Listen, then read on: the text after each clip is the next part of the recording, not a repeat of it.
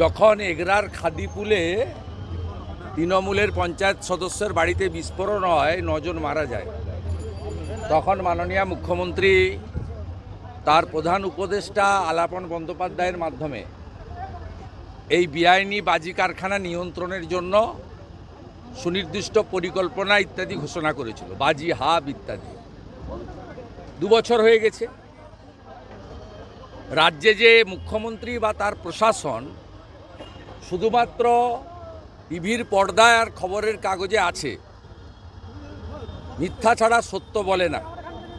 আজকের কল্যাণীতে খোকন বিশ্বাস, যিনি তৃণমূল কংগ্রেসের একজন নেতা, স্থানীয় কাউন্সিলরের মদতে বেআইনি বাজি কারখানা, যেখানে লাইসেন্স নেই, ফায়ার ব্রিগেড ঢোকার মতো প্যাসেজ নেই, এখনও অবধি 5 জন মারা গেছেন।